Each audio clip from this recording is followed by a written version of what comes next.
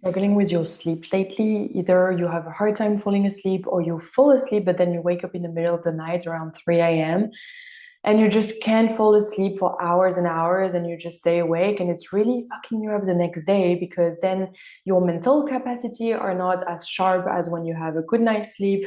You even might feel drunk, like hungover, if you haven't had a good amount of hours of sleep.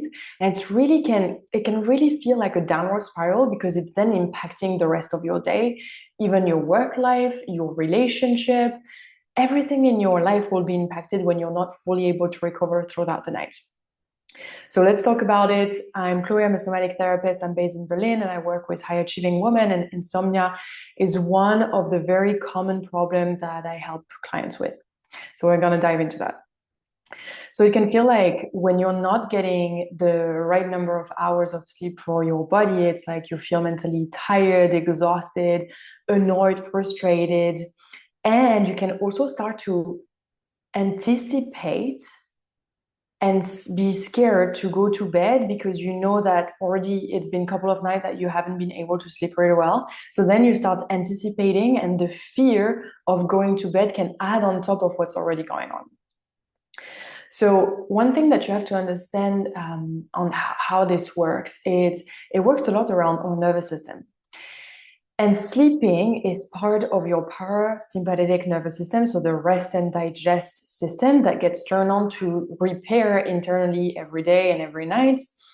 The problem is that throughout the day, if we're constantly in a state of hypervigilance because we're like dealing with high stress, then during the night, our body might have a hard time going into parasympathetic rest and digest, which makes sense, right? Because it's like, I don't feel safe throughout the day, so I don't feel safe at night to fully go down. So when we're constantly in the state of hyperarousal, then it might lead to us not being able to fully go into parasympathetic because our nervous system is like constantly in a state of hypervigilance. Okay, so in terms of nervous system, it kind of makes sense, and that's what we're gonna get into. So something to understand is like there's few tools that we can use to be able to enhance the sleep again. And I'm gonna dive first into like a very easy tips that you can implement after watching this video that already might help you to start sleeping better. And it's having a very solid nighttime routine and being savagely disciplined about it. Like this is the most important thing of your day is your nighttime routine. So number one, like you've probably heard that before, but it's like no screen time. If you're scrolling in your bed at night before going to bed, you're literally releasing dopamine in your system and creating this state of restlessness because we're often consuming on social media very short content and alternating between video after video after video, subject after subject after subject, opinion after opinion after opinion. This creates a sense of restlessness in your body that triggers your hyper arousal state of your nervous system, like the stress response. And even though you might just be laying in bed and consciously there is no stressor for your nervous system, it is stressful. So no phone, no consuming social media when you're in bed, no work. I know that especially for a lot of entrepreneurs, it is often the norm to keep working late because you have shit to do. There's things that you want to respond to.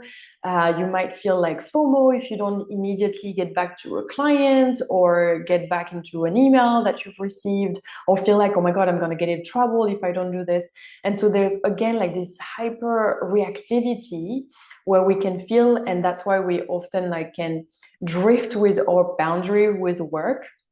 Either if you're self-employed or even employed, but you have a work that you love and you're passionate about, it is super important for you to start drawing boundaries for yourself and for your well-being.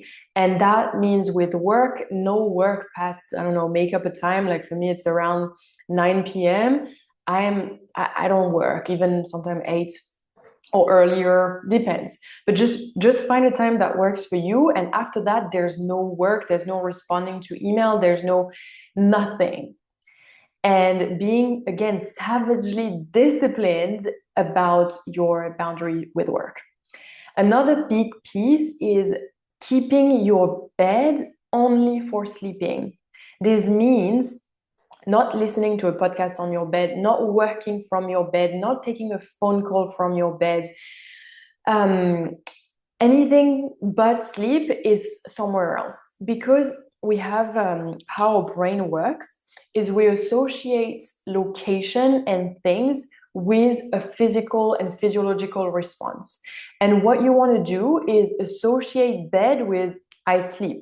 I'm not checking my Instagram. I'm not creating content. If you're an entrepreneur, I'm not responding to emails. I'm not getting a phone call from a client from my bed. My bed is only for sleeping. This is very important, because you will start, like, your brain will start to associate, oh, whenever I go in this room, it's only for sleeping. And unconsciously, this is going to help you over time to sleep better because of the association that you're going to create.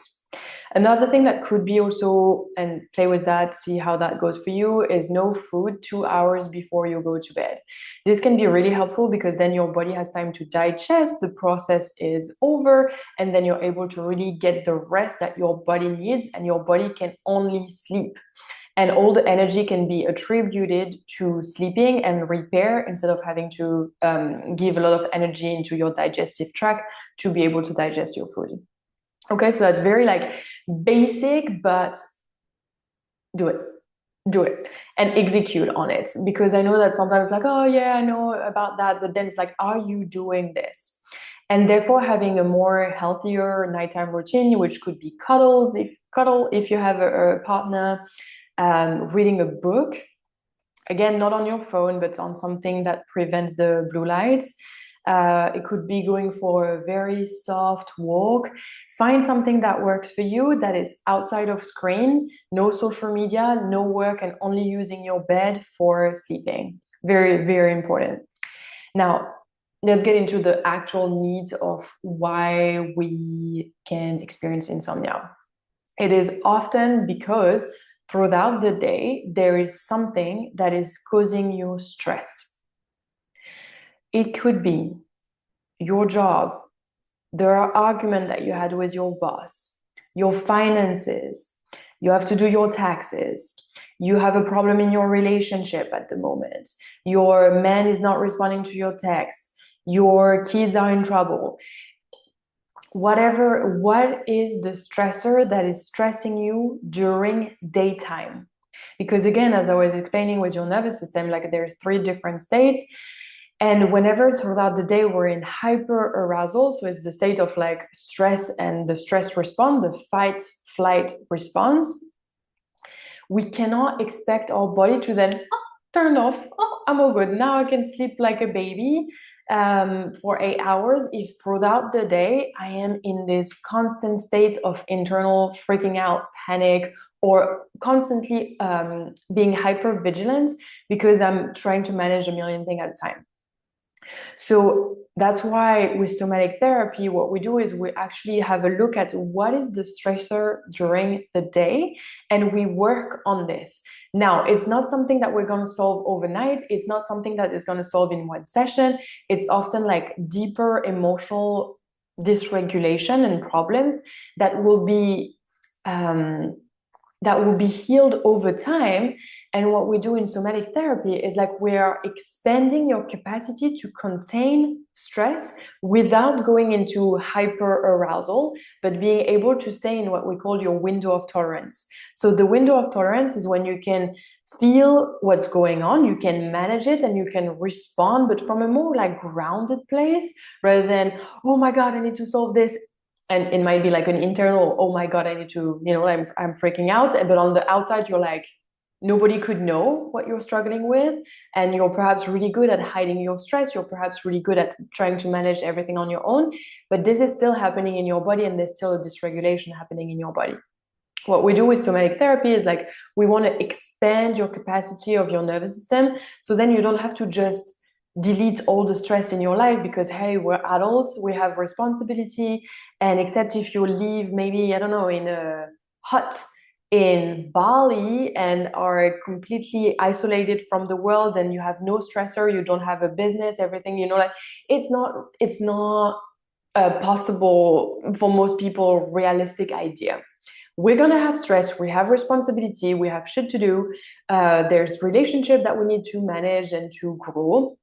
And of course, there's going to be stress that's going to come with this. Life is going to bring its fair share of suffering and of stressful things that we have to manage. And so the idea is not just to completely eliminate all the stress in our life by being like, oh, then I'm going to do a 17-step wellness to-do list routine every morning that lasts for 3 hours. Again, like for most people, that's just not possible and not sustainable. And also, self-care should be so then you enjoy your life, not that it becomes its own to-do list for you to add to your already busy day, right? So what we do is more like we expand your capacity to contain, to feel without going into a dysregulated state.